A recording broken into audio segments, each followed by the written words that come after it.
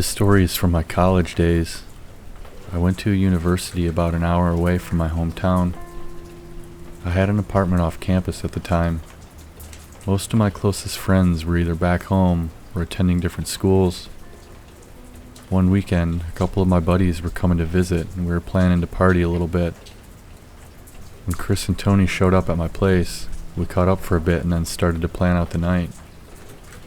One of Chris's good friends, Kyle, also went to the school, and he invited us out with him and his friends. I'd met him a couple times before and he seemed cool, but I didn't really know him well. He said he had a couple parties we could go to, and we were pretty excited. We met up over at his apartment where it was him and his two friends. We had a drink there and then went over to the first party. It was at a townhouse several blocks away.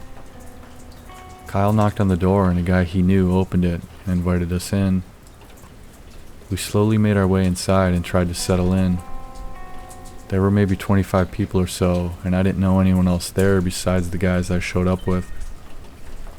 Everyone seemed nice and welcoming, and there was a good mix of guys and girls. We had a couple drinks as we mingled for a while, until we figured out there was beer pong in the basement. I loved playing, so we went down and got a game started. We finished the first one, and in between games, we wanted to take a smoke break. We went back upstairs and stepped outside for a cigarette. I pulled out my pack and realized I was down to my last one. This was going to be a problem since it was still pretty early. I didn't want to have to bum off people all night, so I decided I would run up to the store quick and grab a pack. There was a store only a few blocks away that I could walk to and be back before the next game was done. I asked if anyone else wanted to make a run with me, but they all said no. I told them I'd be back in a few. Before I left, I made sure to confirm the number of the townhouse. This was one of your typical college housing complexes where every unit looks identical, and I wanted to make sure I came back to the right place. I made a mental note of the number and then started walking. It took me less than 10 minutes to make it to the store, and the same to get back. I found the townhouse and walked up to the door. I decided to knock instead of just walking in, since I didn't really know who lived there, and I was a friend of a friend. A guy answered, and I said, "Oh, hey, I just had to step out for a minute." He squinted and asked, "Who are you?" I told him I was just here with Kyle, but I had to run to the store quick. He looked a little confused and asked, "Kyle who?" I told him his last name and he said, "Oh, okay. Yeah, come on in." He opened the door and I stepped inside. I noticed that there weren't nearly as many people there anymore. It looked like all the girls left, or maybe everyone was downstairs. I looked around to see maybe 6 or 7 guys standing in the room, but I didn't recognize any of them. I asked if Kyle and them were downstairs playing beer pong. The guy said yeah, and I started walking down the hall to the staircase. I went down the stairs and turned around the corner into the basement, but I was confused. It was pretty much empty, no people and no beer pong table. I started to realize that I was at the wrong place. I started to think of the number for a second and then turned to walk back up. When I turned around, there were 4 guys coming down the stairs. I tried to make light of the situation by saying, "Oh man, I'm an idiot. I think I'm at the wrong house, sorry." I took a couple steps towards the stairs when the guy who answered the door stepped in front of me and said, "Nah, hold on." I stopped and started to get a bad feeling. These guys were just staring at me. I said again that I was at the wrong place and that I'll just get going. I looked around to see if there was another way out, but I didn't see one. The guy stepped closer. He got right up in my face and said, "Empty your pockets." I said something like, "Hey man, I don't want any trouble. I thought I was at the right place, but I'll just leave."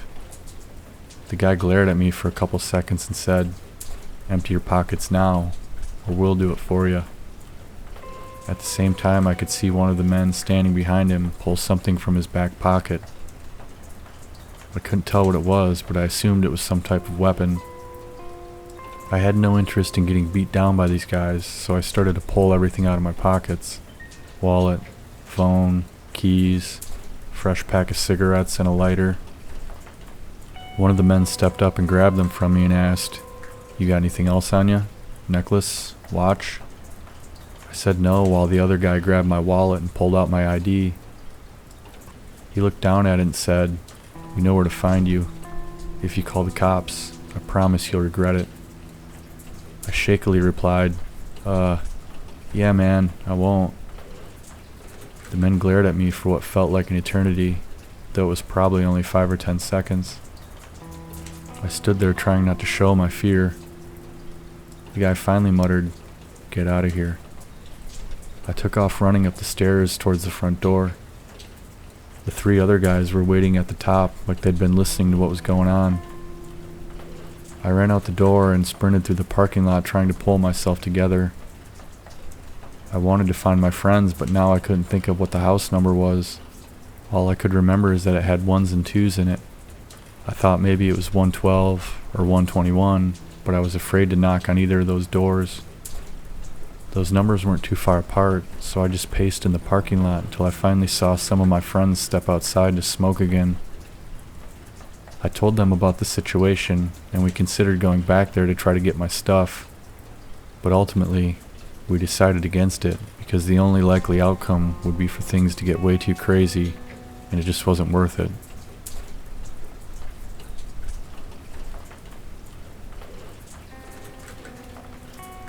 I'm a female, and when I was in college, I lived in a house with 3 other girls. The street we lived on was just a couple blocks outside of campus, and all of the houses on the street were occupied by other students. It was definitely a very active street when it came to parties, and because of that, we got to know a lot of the neighbors. There were 4 guys that lived in the house next door, and we hung out with them pretty frequently. They all knew each other from high school, and it was pretty common for some of their friends to come visit on weekends. We knew all the guys next door, but the one guy, Nick, was sort of like the leader. He was just the classic extrovert that always made an effort to be social, while some of the other guys were a little more reserved. Over the course of the semester, a couple of his friends came to visit so frequently that I got to know them pretty well too. Jake and Riley were their names, and they were both really fun to hang out with, especially Jake. He was really funny. They showed up one weekend and they were hanging out at Nick's on a Friday evening. I went over there with one of my roommates, Kelsey, to get the night started. They were pre-gaming for a couple hours and were planning to go to a party later that night. My roommate and I had a similar plan, but we were going to a different party. We stayed until around 11 p.m. when we parted ways with the boys and got a taxi over to the party. We met a bunch of our friends over there and had a great time. It was getting pretty late and we grabbed another taxi ride home somewhere close to 3 a.m. I wasn't really sure if our other roommates were home or not, but we ate some leftover pizza and went to bed. I don't know how long I was sleeping, but I woke up a while later and got up to use the bathroom. I walked down the hall and was pretty startled by the sound of someone snoring. I was half asleep and had plenty to drink that night, so I didn't really understand where it was coming from. I gained a little more clarity after I went to the bathroom, and I realized it sounded like a guy, and it was coming from the living room. I went and turned on the light. The first thing I noticed was the front door was cracked open, and there was a backpack on the ground next to it. I was confused and a little scared as I slowly peeked over the back of the couch to see who it was. I thought maybe one of my other roommates had a friend stay over or something, but I was surprised to see that it was Jake. He was passed out with his legs barely on the couch, and everything was knocked off at the coffee table. What's he doing here? I thought to myself. I didn't know what to do. I sort of knew him, but it was pretty creepy that he just stumbled into our house. The only explanation I could come up with is that he got split up from his friends and thought this was Nick's place. I tried calling Nick, but he didn't answer. I wasn't comfortable going back to bed, so I decided to wake him up and try to get him to go next door. I started softly shaking his shoulder and saying, "Hey, Jake, wake up, wake up."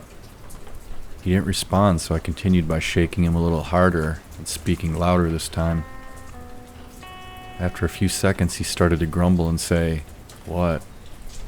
I told him again to wake up and that he was at the wrong house. He was still out of it, so I continued shaking him and saying, "Jake, Come on, get up. Nick's house is next door. Again he grumbled and moaned and began slowly saying, no, no. It looked like he was getting closer to fully waking up as his body began to move a little bit. I kept trying until he was moving more and looking like he was about to wake up. He was almost there when he said, no, no, I'm not gonna kill her. I stopped as a chill ran down my spine. What did he just say? I thought to myself. His eyes opened and then he quickly covered them to block the light. I said, Jake, Nick's house is next door. They're waiting for you to go over there. He sat up and looked around, not saying a word. I told him he was at the wrong house and he had to go next door. He didn't move for a few seconds, but then he stood up. He was obviously wasted because he stumbled a bit and grabbed the couch to help hold himself up. I was hesitant to help him at this point, but he managed to take a couple steps towards the door. I said, I think that's your backpack on the ground right there. He reached for the door, but it was more to help hold himself up. While holding the door, he turned and looked at me. It got pretty awkward after a few seconds, and I asked him if he was alright. He didn't say a word. His head sort of tilted forward a bit. He just stared at me with this really freaky blank look on his face. I've never really seen anything like that. It was like there was nobody home inside him. I was actually pretty scared by this point. He was a pretty big guy and I felt like there was something strange going on with him. I decided to take a few steps backwards and try to get to my room at the end of the hall. I got about halfway down as he continued to stare at me the entire time. As I made the last few steps, he pushed himself off the door and started walking towards me. He was really wobbly, but it was time to panic. I slammed my bedroom door shut and locked it. I grabbed my phone and tried calling Nick again. As the phone rang and rang, I could hear him stumbling down the hall, but Nick didn't answer. I hung up and dialed again as the doorknob started to move. I could hear Jake trying to turn it, but it was locked. He started jerking the door like he was trying to force it open. The call was going to voicemail and Jake started to bang on the door now. I knew the guy and didn't want to get him in trouble, but I had enough and I was about to call 911. I don't know what he was trying to do, but he was acting really scary. I grabbed my pepper spray from my purse and ducked down behind the bed, trying to put as much distance between the door as I could. I was about to make the call when my phone started ringing. It was Nick. I answered and immediately started screaming to him that Jake was in my house trying to break down my door. I told him to come get him right now or I was calling the police. I was so worked up at this point I just said, "Hurry up, he's going crazy." Jake was really pounding on the door now. I could see it flexing and it didn't look like it was going to hold for much longer. The door flew open and he fell onto the floor when it let loose. He had a crazy evil look on his face as he grabbed onto the bed and pulled himself up, all while still not saying a word. I screamed at him to get away, but he didn't stop. He kept moving towards me, so I blasted him in the face with the pepper spray. He screamed in pain and stumbled backwards, looking really disoriented. Finally, Nick and Riley showed up and grabbed him. I was screaming for them to get him out of there. Jake was yelling a bunch of stuff that you couldn't understand as they tried to restrain him and pull him out. He wasn't really resisting, but he was wobbling all over the place and knocking things down as they tried to move him. They finally dragged him down the hall and out the front door. I threw his bag out and locked the door behind them. That was definitely one of the weirdest and scariest things that's ever happened to me. The only way I can really describe what Jake looked like after I woke him up is that it was like he was possessed or something. It still doesn't make sense to me, but I hope I never see anyone like that again.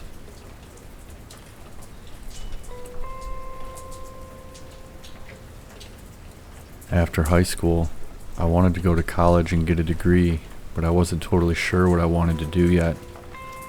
So for the first couple years, I went to a local community college before I transferred to a university. I started out just taking your general 101 classes and eventually decided on a career path. I was in my first semester and I still lived at home with my parents. I was a pretty shy dude, so I didn't usually go out of my way to try to meet new people, but over the course of the semester, I became friends with this guy named Jim from my English class, or at least it seemed like we were friends. We had to work together one day in class, and we got to talking and realized we had a lot in common. He was actually from a small town a couple hours away, but he had an apartment nearby so he could attend class. I guess this was still a lot cheaper than going to university for the first couple years and living in the dorms and stuff. He said he didn't know anyone in the area, so I was glad to make friends with him. We mostly just talked at school after our English class together. We both had a couple hours to kill before our next class, so we'd hang out in the commons and stuff. He actually did come over to my house a couple times, but I never went to his apartment. It was the end of the semester, and he wanted me to go to this house party with him one night. He told me about it like a week before and said it was at his friend's house. I thought he didn't really know anyone around the area, but I assumed that he must have met them during the semester like we did. He picked me up the night of the party and drove us there. We drove to the next town over and pulled up to the house. It wasn't necessarily a rough area, but I was pretty unfamiliar with it, so I just trusted that everything would be good. It was an older house that had 3 stories, and I guess it was 3 or 4 friends that lived there together. The party was pretty laid back. There were only like 10 or 15 people there, and it was mostly guys, which was a little disappointing. I was hoping there'd be more girls there. I didn't really know anyone there, so I stuck with Jim all night. After a while, we ended up down in the basement playing pool against a couple other guys. We were in the middle of our 3rd or 4th game when I was feeling pretty saucy, which didn't really make a lot of sense considering I only had a couple drinks. We were playing the game when a few guys came down there. I hadn't met them yet, so I was introducing myself in between my pool shots. After a couple minutes, Jim said he was running to the bathroom and to shoot for him if he didn't make it back in time. It was my turn, and I circled the table to look for a shot. I saw one and hunched over to line it up. I remember getting ready to take the shot, and that's where it goes blank. The next thing I remember is waking up in complete darkness. It was like waking up from a super deep sleep. I didn't know where I was, and I was completely out of it. I was trying to piece together any memory of where I was or how I got there. I slowly started to regain consciousness, and I managed to crawl to a wall and find a light switch. I turned it on and realized I didn't recognize the room at all. Everything felt hazy. I opened the door and stumbled into the next room. The pool table. It was the pool table at the house we were playing at. This started to trigger some memory recall. I remembered I was playing pool. I was at a party with Jim. Where is Jim? There was no one around, and I didn't hear anything either. If it wasn't for a small lamp in the corner, I wouldn't be able to see anything down here either. I stumbled around the table and went to the staircase. I slowly started to climb up, but navigating the stairs was difficult. I felt like I was moving through quicksand or something. I tried to push my way up and was starting to feel aches and pains all over my body. I made it to the top and looked around, and there was no one there. What time is it? Where is everyone? How long have I been down there? At this point, I didn't have a clue what was going on. I thought maybe I passed out and everyone went to a different party or something. It wasn't until I reached the bathroom that I got a better idea. I flipped the light on and felt sick when I saw my reflection in the mirror. My face is all red and beat up. I had a black eye, my lip was split, and there was dry blood all over. My clothes were all dirty and had some blood stains as well. Everything was still foggy and I couldn't make any sense of this. What happened? Did I get jumped? I started to examine the rest of my body. I looked down and my shoes and socks were gone. I lifted my shirt and saw that my stomach, chest, and arms had red marks and bruises too. I patted my pockets only to find that they were empty. Everything I had on me was gone, and I was getting really scared. I looked around on the main floor to see if anything was there, like my phone, or a phone in general, but there was nothing. There was evidence of people being there, bottles and cans and other debris, but now looking around with no one here, It almost looked like nobody even lived here. The place was pretty empty aside from an old crappy table and chairs in the kitchen and a grubby couch in the living room. One thing that stuck out to me was that there was some huge weird symbol painted on the wall in the living room. I don't know what it was, but I don't remember seeing it there earlier in the night, and given the size, I don't think I would have missed it. I wasn't sure what to do, but I didn't want to stay there. I went outside to find the same thing. No one. Actually, I don't think I wanted to find anyone. There were no cars in sight, and Jim clearly took off. I didn't really know where to go. I lived about 30 minutes from where I was, but I remembered passing a gas station a mile or two back on the way there. It probably took me an hour to walk there, all beat up with bare feet. It was pretty cold out too, which didn't help.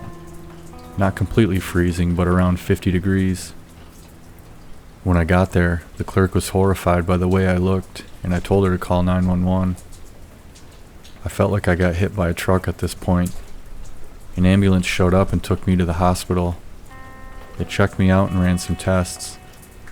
I had a lot of cuts, scrapes, and bruises, but luckily no broken bones or anything like that. As for toxicology, I had benzodiazepines in my system, which was like narcotic medication for anxiety. I didn't take anything like that, so I assumed I was somehow drugged at the party. I tried to explain to the police where I was and what may have happened. They conducted an investigation and contacted me about a week later. They told me that the house I was at was vacant. It was a rental property, but the owner claimed that there hadn't been any tenants in there for months. The semester was over, but I tried to call Jim several times. The calls went to voicemail for a few days, and then the number was disconnected. I never saw him or heard from him again, nor do I truly know what happened that night, but I still think he had something to do with it.